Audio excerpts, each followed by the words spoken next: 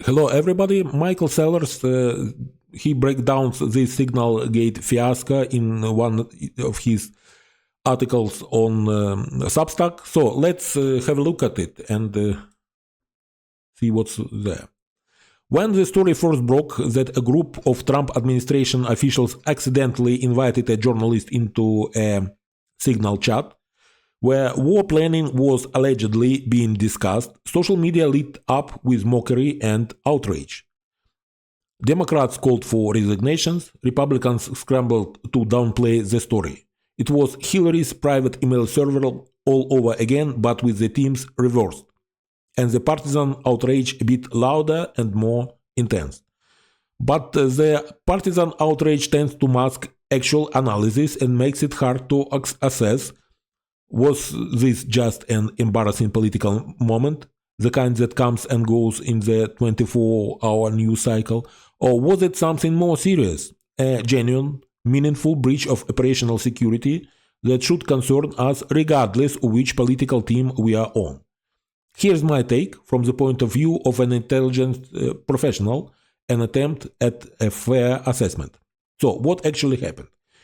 In early March 2025, National Security Advisor Mike Waltz created a Signal group chat titled Houthi PC Small Group, a reference to the Principals Committee, which typically includes the highest-ranking national security officials in the executive branch. The chat included Vice President J.D. Vance, Secretary of State Mark Rubio, Secretary of Defense Pete Hegseth, Director of National Intelligence Tulsi Gabbard, CIA Director John Ratcliffe, Treasury Secretary Scott Bessent, White House Chief of Staff Susie Wiles, Deputy Chief of Staff Stephen Miller, Special Envoy to the Middle East Steve Witkoff, and Mike Waltz himself as National Security Advisor. But in the process of setting up the group, someone, either Waltz or someone on his staff, accidentally added Jeffrey Goldberg, the editor-in-chief of The Atlantic. Goldberg, to his credit, quickly realized the mistake. He observed the messages silently without participating, then removed himself from the chat. His exit would have triggered an alert to the group creator, but no one followed up. Days later, Goldberg published a piece detailing what he had seen: active discussion of an upcoming US military strike against Houthi targets in Yemen. The group reportedly discussed specific details: targeting, weapon systems, and timing. Adding to the concern, during this time, Steve Witkoff was in Moscow, reportedly meeting with Russian President Vladimir Putin. Another member may have been in a foreign capital as well. That means at least one participant in the Signal chat was accessing sensitive communication from within the borders of hostile foreign power, apparently using a personal or non-secure device. The accidental invitation of a journalist is what made headlines, but it's the existence of the chat itself that may turn out to be the real scandal. What are the elements of the breach? When the story first broke, the attention focused on the mistake of adding a journalist to the secret war planning chat. That is without question a breach, but it's the kind of breach we call an accidental blunder, akin to a diplomat leaving a classified laptop on a taxi or a staffer printing confidential documents and forgetting them on a train. Those kind of lapses are serious, but their security depends on the context. If the laptop, for example, was properly secured and authorized for travel, then the loss of is unfortunate but not willfully reckless. If, on the other hand, it was never supposed to leave a secure facility, then we are talking about a deliberate violation of policy. Let's apply that logic here. The addition of Jeffrey Goldberg to the Signal chat appears to have been an honest mistake. But the biggest question is, why were senior US officials convening on Signal in the first place? To understand that, you have to understand the perennial tension in the national security between security and efficiency. Good security is inefficient by design. Viewing classified materials, sharing sensitive plans, or holding secure discussions typically requires your leaving your phone behind, traveling to a SCIF, and operating under carefully controlled conditions. Signal by contrast offers immediate mobile real-time communication. It's convenient, fast, and popular among people who need to communicate off-grid. It's also wildly insecure at the device level. No matter how strong the app's encryption, it's only as safe as the phone it runs on. And personal smartphones, especially when taken abroad, are incredibly vulnerable to malware, spyware, or remote access. So, maybe the decision was made in favor of efficiency. Maybe the thinking was we need something quick and responsive. Signal is encrypted. These are trusted people. Let's just do it. But even if the decision was made in good faith, it contradicts the protocols developed over decades to guard against precisely these kinds of vulnerabilities. These protocols aren't optional. They exist because adversaries from Russia to China to Iran spend billions trying to intercept precisely this kind of information. And when the chat includes someone sitting in Moscow within reach of Russian signals intelligence, the risk escalates even further. So, yes, Signal might offer convenience, but every professional in intelligence, defense, or secure communication will tell you the moment you trade security for convenience, you already lost.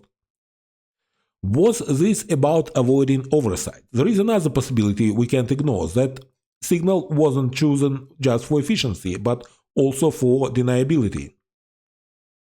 Unlike government communication systems, Signal doesn't keep records. It's encrypted end-to-end. Messages can auto-delete. There is no Freedom of Information Act trail, no email archive, no compliance requirement to save logs. That's great if you are protecting a source. Not so great if you are planning a military strike. The officials in that chat, Hexet, Rubio, Radcliffe, Gabbard, and others, are not amateurs. They know the rules. They understand the limits of what should and shouldn't be discussed outside of official channels. And yet, they choose to coordinate through a platform that ensured nothing would be preserved or subject to oversight. Was that an accident or a feature? If the goal was to bypass National Security Council protocols, limit internal dissent, or shield conversation from scrutiny, then we are no longer talking about sloppy decision-making. We are talking about a shadow decision-making. It's a shadow decision-making process, a back channel that functions not just as a workaround, but as a primary venue for planning military action. Back channels have a place in diplomacy, but they are meant to supplement, not replace official structures. When they become the central command hub, and when the participants are the top officials of the national security apparatus, then you are dealing with something fundamentally incompatible with a transparent, accountable system of governance. What would an investigation seek to learn? If this were to be taken seriously by Congress, the Pentagon, or an Inspector General, a real investigation would be launched to determine just how deep this breach goes. The purpose wouldn't just be to embarrass people. It would be to clarify the facts, identify vulnerabilities, and make sure it doesn't happen again. Here's what an investigation would need to establish. Who authorized the use of Signal for national security communications? Was there any directive, verbal or written, that permitted this group to use Signal in lieu of secure channels? Was classified or compartmented information shared on the chat? If so, that alone would trigger mandatory reporting requirements and possibly legal consequences. And after this article was done, the Goldberg published another set of information from this chat, including the information that probably was secret, was sensitive. The timing, what weapon systems will be used, the sequence of attacks, the targets, everything. It was published in this chat. So I think there was classified or compartmented information shared on this chat. Next question. Were records preserved, or were messages set to auto-delete? This affects not only the legality of the chat under federal record laws, but also the ability to reconstruct decisions after the fact. What was the intent behind using Signal? Was it a temporary workaround due to logistical constraints, or a deliberate strategy to bypass oversight? How did Jeffrey Goldberg get added? Was it user error or a deeper issue with the group's formation or management? Were any participants accessing the chat rooms from hostile territories like Russia? This directly impacts the likelihood of foreign interception and espionage. What devices were used, and were they personal or government issued?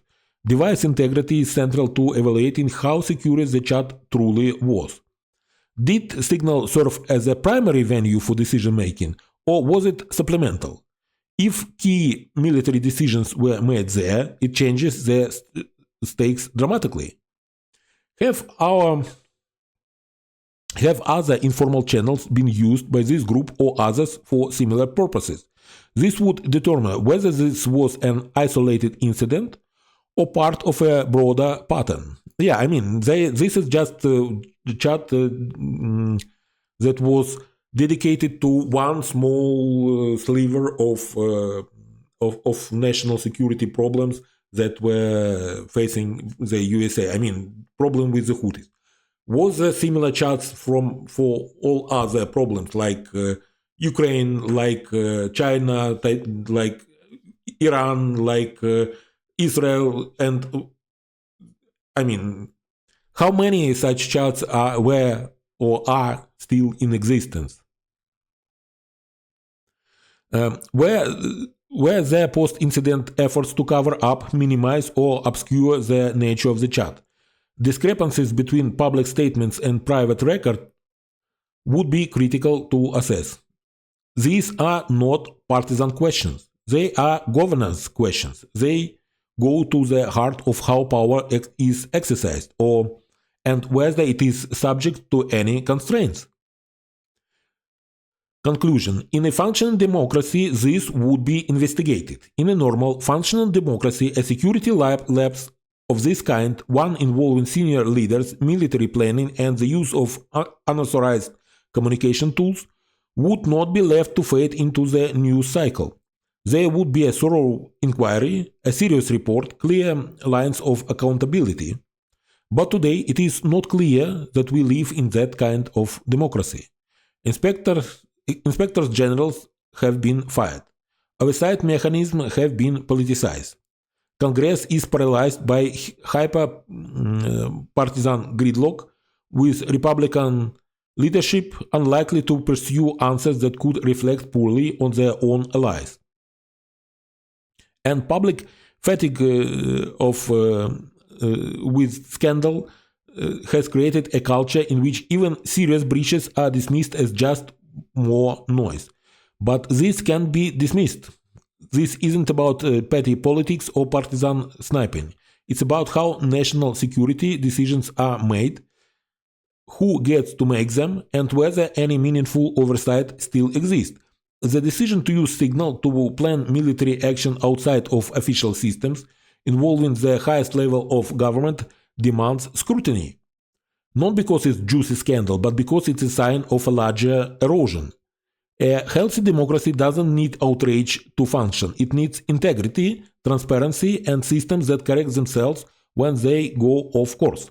That correction starts with asking the right questions and not looking away when the answers are uncomfortable. Thank you for watching, and till next time, Slava Ukraini!